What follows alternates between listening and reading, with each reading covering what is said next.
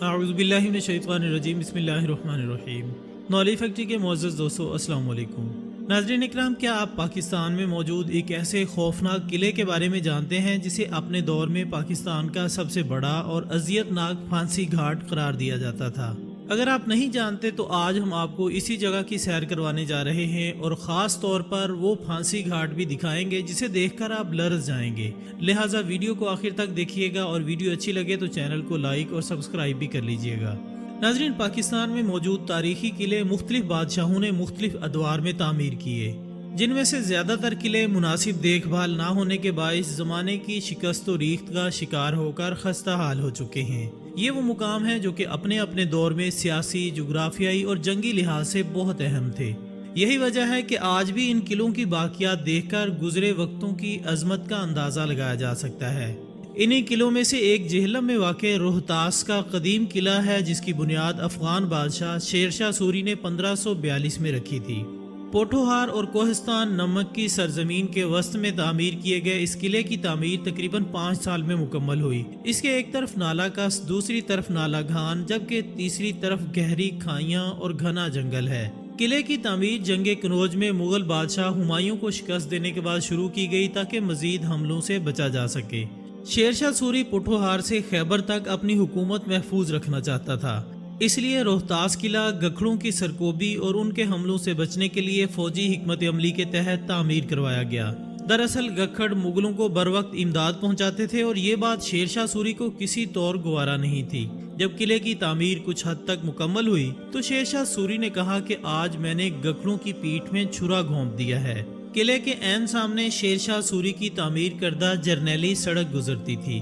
شیر شاہ سوری کے بعد اس کے بیٹے سلیم شاہ نے اپنے دور حکومت میں قلعے کی توسیع کروائی، جبکہ اس قلعے کی تعمیر میں عام اینٹوں کی بجائے دیو ہیکل پتھروں اور چونے کا استعمال کیا گیا۔ یہ بھاری پتھر اونچی دیواروں اور میناروں تک بھی پہنچائے گئے اور ان بڑے بڑے پتھروں کو بلندیوں پر نصب دیکھ کر انسانی عقل دنگ رہ جاتی ہے کہ جدید مشینری جس کام کو انجام دینے میں ناکام ہو جاتی ہے، وہ کام صدیوں پہلے انسانی ہاتھوں نے کیسے انجام دیے۔ 400 ایکڑ پر محیط اس قلعے کی تعمیر میں بیک وقت 3 لاکھ مزدوروں نے حصہ لیا، جبکہ جنگل اور پہاڑوں میں بنائے گئے قلعے روہتاس کے بارے میں یہ بھی کہا جاتا ہے کہ اس کو تعمیر کرنے میں شیر شاہ سوری سے محبت کرنے والے بزرگان دین نے بھی مزدوروں کے شانہ بشانہ حصہ لیا اور اپنا خون پسینہ بہایا۔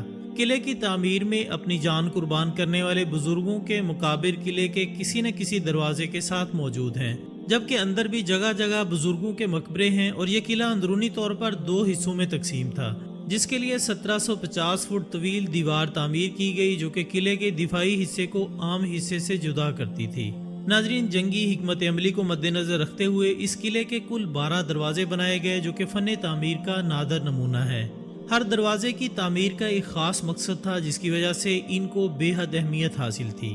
اس کے صدر دروازے کا نام ہزار خانی تھا، جبکہ قلعے کا سب سے قابل دید، عالی شان اور ناقابل شکست حصہ اس کی فصیل ہے، جس پر 68 برج ہیں، 184 برجیاں، 6881 کنگرے اور 8556 سیڑھیاں بنائی گئی تھی۔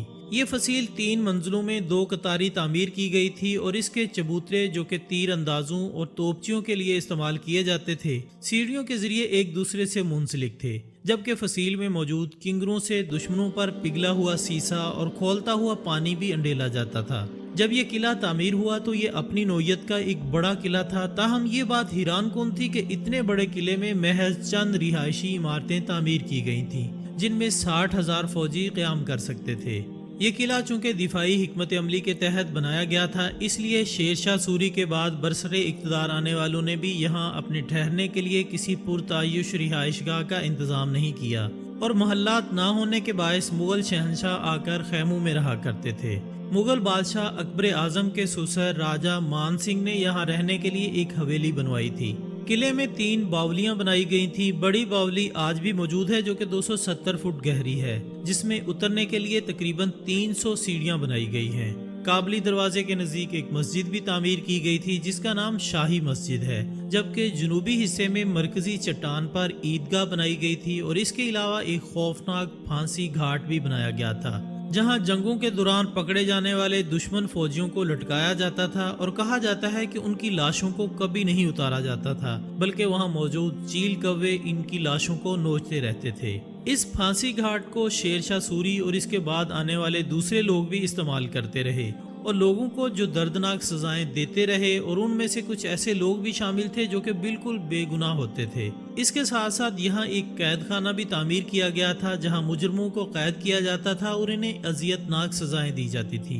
नाजरीन, बज़ाहिर तो रोहतास किला एक बेतरतीब सा तामीराती ढांचा मालूम होता है, मगर शेरशाह सूरी ने इसकी तामीर में नक्श निगारी और खूबसूरती को मलहूज़े खातिर रखा। इसका सबूत किले के दरवाजे और शाही मस्जिद में की जाने वाली मीनाकारी से मिलता है। ख्वास खानी दरवाजे के अंदरूनी हिस्से में 2 सिले नसब हैं, जिनमें से एक पर कलमा और दूसरे पर मुख्तलिफ कुरानी आयात कंदा हैं। शेरशाह सूरी के बेटे सलीम शाह ने किले को मौसमी असरात और हवादस ज़माना से महफूज रखने के लिए बाहर की आबादी को किले के अंदर मुंतकिल होने की इजाज़त दी थी, और इस आबादकारी के नतीजे में जो बस्ती वजूद में आई वो अब रोहतास गाँव कहलाती है। मौजूदा वक्त में मुकामी लोगों ने सतह ज़मीन से औसतन 300 फुट बुलंद इस किले के पत्थर उखाड़ कर मकानात बना लिए हैं। किला रोहतास अक़वाम मुत्तहिदा के इदारे यूनेस्को के आलमी सकाफ़ती विरसे की फहरिस्त में शामिल है। नाजरीन, किला रोहतास के अलावा गिलगित बल्तिस्तान की वादी हुंजा के इलाके करीमाबाद में वाक़ एक किला खासी अहमियत रखता है। ख्याल किया जाता है कि ये किला तकरीबन 900 साल पुराना है और इसे किला अल तैत कहा जाता है। माजी बईद में ये किला इंतहाई खस्ता हाली का शिकार रहा, लेकिन बाद अज़ां इसे आगा खान ट्रस्ट ने नॉर्वे और जापान की हुकूमतों की माली इमदाद से तज़ीनो आराइश के बाद असल शक्ल में बहाल कर दिया था।